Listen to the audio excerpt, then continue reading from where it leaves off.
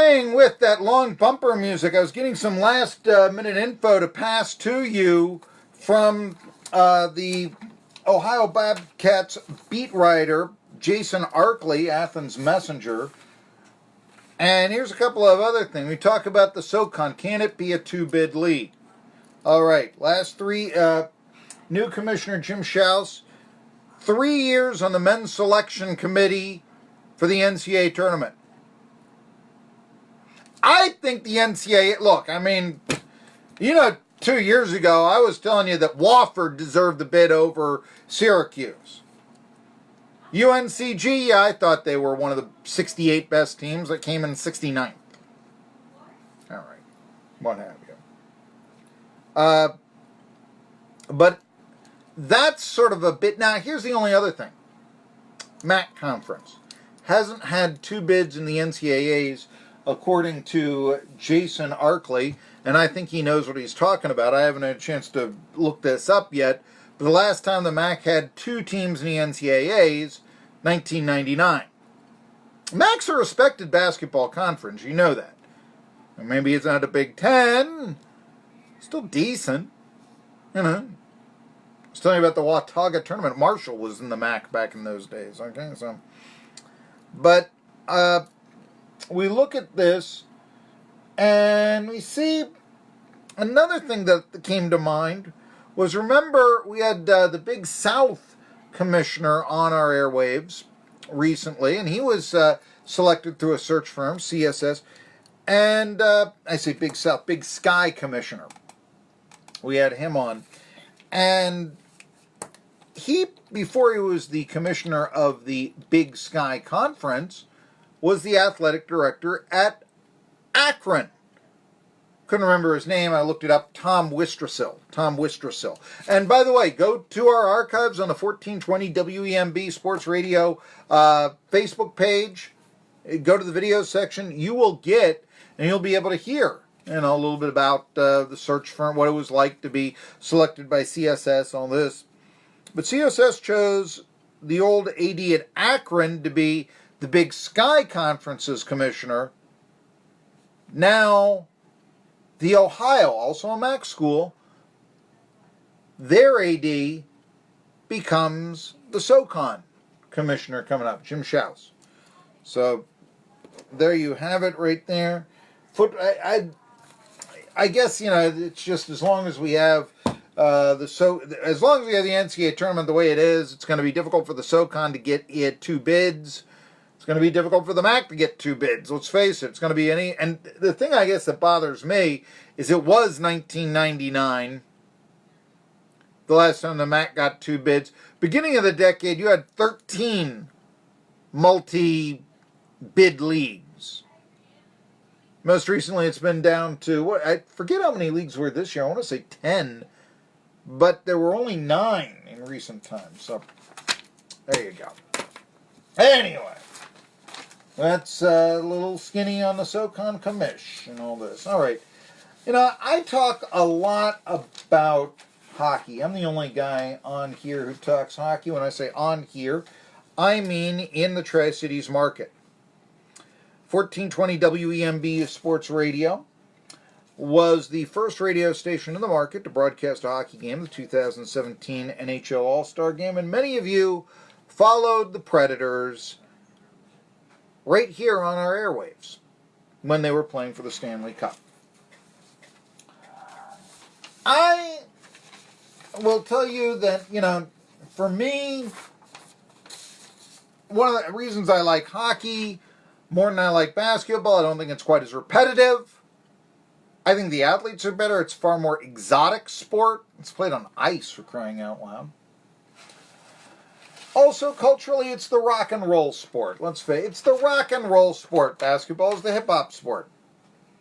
See my hair with my grandfather on my Twitter page, Mark E. Bilson? Then you will know a little bit about why I would like rock and roll over hip-hop. I'm an AC/DC fan. I like Cinderella. I like that sort of stuff. I was watching the Stanley Cup playoffs from Boston. They played Slade's Run, Run Away. when was the last time we heard that heavenly song? So these are reasons why I like hockey. I also like the fact that of all the sports out there, give me a sport that's less political right now than hockey. Look, so Joel, NASCAR, football, they were always, I can tell you that, okay, we'll call NASCAR and be polite, and it's the country boy sport. And Pete Axel called basketball the city game. Did I say basketball is a country boy sport? Maybe in French lick, but NASCAR is the country boy sport. Meanwhile, yes, Pete Axel, the late Pete Axel, once referred to basketball as the city game. The New York Knicks refer to themselves as the city's team in the city game. So it's the country mouse and the city mouse right there, okay? One could also look at it, if they wanted to take the political bent, right wing, left wing. Football, very militaristic. Football, yeah. You had people, they talk about, is the NFL too right wing? When Colin Kaepernick knelt for the anthem, the fan base was absolutely shocked. They were deeply offended.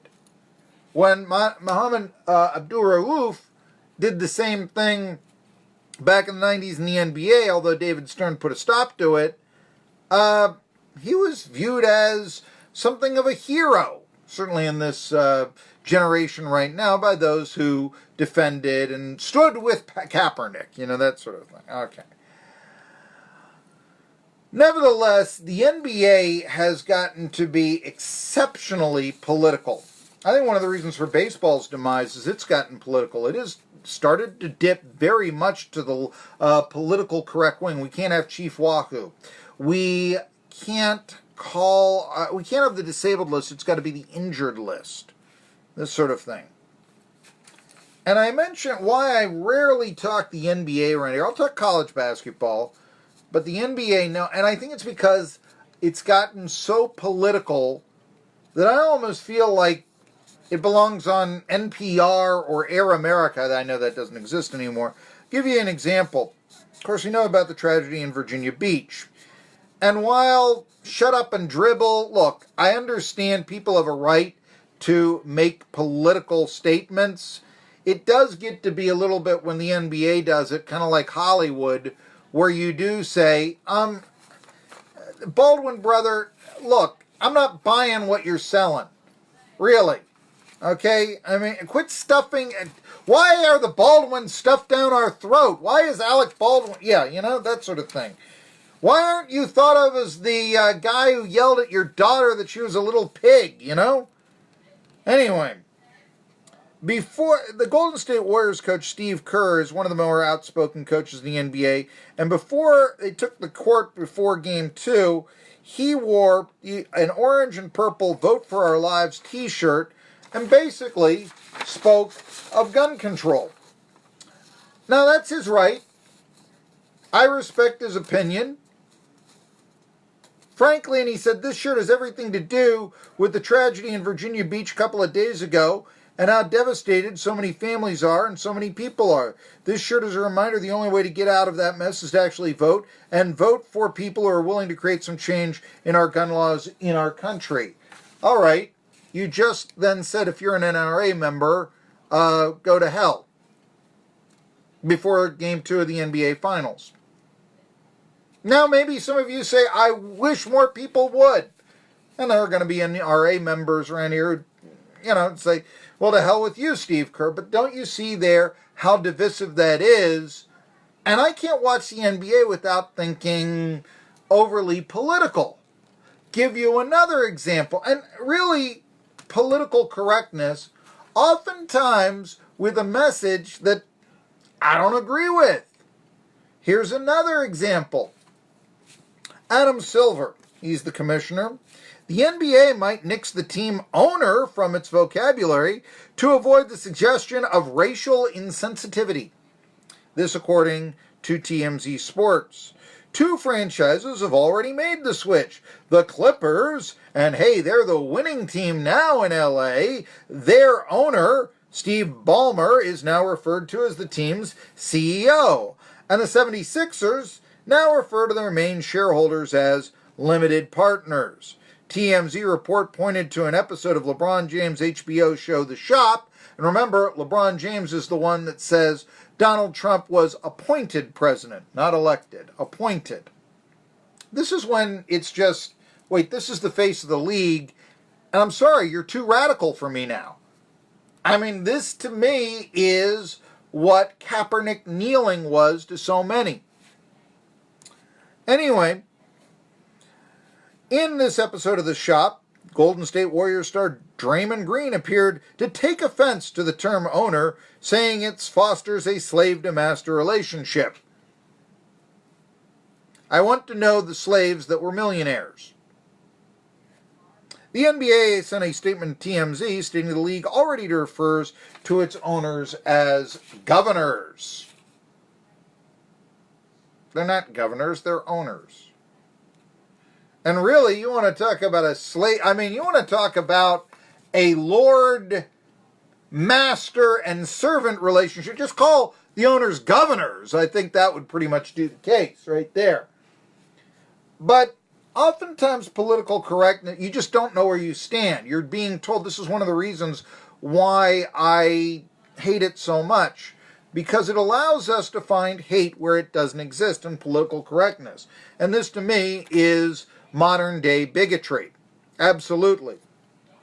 And so, this is one of the reasons why I don't want to give the NBA my money, or my attention, or really even talk about the finals here. Look, I do, and the thing is also, Adam Silver says, no, we want our league to become more political. Okay. Show me, then, the player that speaks out against Kerr. In fact, conservative or right-leaning basketball figures, like, let's say, Karl Malone, are generally ostracized from the NBA community. Oh, yeah, certainly they are. Or a Michael Jordan, who Republicans buy sneakers too. Oh, that's a horrible take. Why is Michael Jordan so popular? Probably even more popular, certainly to within his generation. And you can say that's generational. Hank Aaron is going to be more popular in his generation than, let's say, Mike Trout will be. But still, you're looking at a situation. Jordan wanted to appeal by, not making political comments. By the way, I say that, he actually did endorse Bill Bradley for president a generation ago. So Jordan did make political statements, okay? But no, he would, the famous line, Republicans buy sneakers too. I guess they wanted him to campaign against Jesse Helms back in the day. Anyhow, and he didn't do it. And was criticized for it. And that makes it appear to me that in the NBA, you're not welcome if you're conservative. And that, to me, is very bigoted. A sport must be everyman. I'm not sure that there are that many everyman sports any longer. I think that it's become all so politicized.